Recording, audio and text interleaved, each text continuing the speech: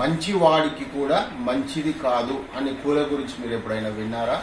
అయితే ఈరోజు నేను మీకు చూపిస్తాను. మంచివాడికి కూడా మంచిది కాదు అనే కూర ఏంటో తెలుసా? సొరకాయ. సమాజంలో సొరకాయకు అట్లాంటి పేరుంది.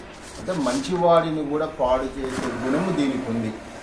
ఈ సొరకాయకి ఇలాంటి అద్భుతమైన పేరు ఎలాగైతుందో, సమస్త జనానికి భగవంతుడు సృష్టించిన ప్రకృతిలో దీనికి మేలు చేసే గుణము కూడా ఉంది అని చెప్పవచ్చు. ఎట్లాగంటారా? ఇది సొరకాయ అంటే మంచివాడికి కూడా పగవాడిగా ఎందుకు చెప్పారంటే, ఈ సొరకాయకున్న గుణాలను పరిశీలించినట్టయితే, అంటే దీని లోపల ఉన్న మనం గుణగణాలను పరిశీలించినట్టయితే, దీని లోపల ఈ సొరకాయని ఎవరైతే కూరగా వండి తీసుకుంటారో చర్మము లోపల అంటే శరీరము లోపల శ్లేష్మము అంటే నీరుని సృష్టించే గుణము దీనికి ఉందన్నమాట. కాబట్టి ఈ చలువ చేసే శరీరాలకి ఎంత మాత్రము పడదు. అయితే ఈ కూరని ఎవరైతే చలువ చేసే శరీరాలు కలవాలి అంటే సాధారణ పౌరులు కానీ ఎవరైనా కానీ దీన్ని క్రమేణా రెగ్యులర్గా తీసుకుంటూ ఉంటే వాళ్ళు నానా రకాల బాధలతో బాధపడుతూ ఉంటారు, అంటే రోగాలతో. అయితే ఈ శరీరంలోకి వెళ్ళిన తర్వాత ఇక్కడ ఊపిరితిత్తుల్లో నీరుని చేరుస్తుంది. కానీ దీనికి బ్రహ్మాండమైన గుణాలు కూడా మళ్ళీ సొరకాయలో ఉన్నాయి. ఈ సొరకాయలో బ్రహ్మాండమైన గుణాలను మనం గమనించినట్టయితే, ఎవరైతే అధిక వేడి శరీరాలతో బాధపడుతూ ఉంటారో ఆ బాధపడే వాళ్ళకి బ్రహ్మాండమైన కూరగా దీన్ని చెప్పవచ్చు.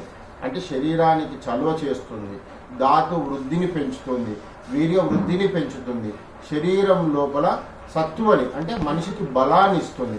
ఇలా ఒక్కొక్క కాయగూరకు భగవంతుడి సృష్టిలో ఒక్కొక్క దోషాలు ఏర్పరిచి ఆ దోషాలకు తదనుగుణంగా అంటే మానవ జీవన మనుగడకి అంటే వాళ్ళ యొక్క శరీర తత్వాలకి ఏ కాయగూరని ఇవ్వాలో అలా భగవంతుడి సృష్టిలో అలా కాయగూరలు ప్రకృతి ధర్మాన్ని పాటిస్తూ పుట్టాయన్నమాట.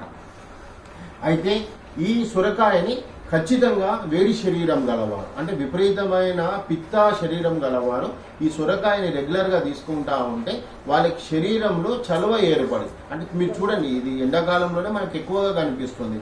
అయితే ఈ సొరకాయని మనం ఎండాకాలంలో కానీ తీసుకోవడానికి ఈ కారణాలు ఏంటంటే శరీరానికి చలువ చేస్తుంది కాబట్టి చాలామంది సొరకాయని వాడుతూ ఉంటారు. అయితే సొరకాయకి ఇంకొక గుణం కూడా ఉంది. ఈ సొరకాయని మనము దీన్ని రెగ్యులర్గా తీసుకుంటా ఉంటే థైరాయిడ్ యొక్క గ్రంథిని అంటే ఇక్కడ ఏర్పడే గ్రంథిని కూడా దీన్ని శుద్ధపరిచే గుణం దీనికి ఉంది. అంటే థైరాయిడ్ యొక్క గ్రంథిని దాని యొక్క పనితీరుని మెరుగుపరిచే గుణం ఉంది. అట్లాగే అధికంగా తీసుకుంటే దాని యొక్క పనితీరును కూడా నష్టపరిచే గుణం దీనికి ఉందని తెలియజేస్తూ, ఈ సొరకాయకున్న దోషాలను పోగొట్టాలంటే దీంట్లో జీలకర్ర కానీ ఆవాలు కానీ ఉప్పు కలిపిన నీళ్లు కానీ ఖచ్చితంగా చల్లి తీసుకోవాలని తెలియజేస్తూ ఇలాంటి అద్భుతమైన వీడియోలు. అట్లాగే సొరకాయకు అపథ్యకారిగా అంటే పథ్యంలో అంటే ఎక్కడైతే రోగాలు ఉంటాయో ఆ రోగాలు ఉన్నప్పుడు ఎట్టి పరిస్థితుల్లోనే సొరకాయ తినకూడదు. ఇది బాగా గుర్తుపెట్టుకోండి. అట్లాగే సొరకాయని ఎప్పుడన్నా తినాలి అనుకున్నప్పుడు దయచేసి ఖచ్చితంగా జొన్న రొట్టెతో మాత్రమే అధికంగా తినండి. అంటే జొన్న రొట్టెకి వేడి చేసే గుణం ఉంది, సొరకాయకి చలువ చేసే గుణం ఉంది. అట్లా ఈ రెండింటిని మనం తీసుకునేటప్పుడు సమతుల్యత ఏర్పడుతుంది, అంటే సమతుల్యత జరుగుతుంది. కాబట్టి ఇలాంటి అద్భుతమైన వీడియోలు వీక్షించడానికి శ్రీ సరస్వతి ఆయుర్వేదం మరియు ప్రకృతి ఉత్పత్తులు నందు మీకు ఎప్పుడు మీకు వాటి గుణాలను ఎప్పటికప్పుడు మేము తెలియజేస్తూ ఉంటాం. కాబట్టి ధన్యవాదాలు తెలియజేసి నమస్తే, మీ పృథ్వీరాజ్.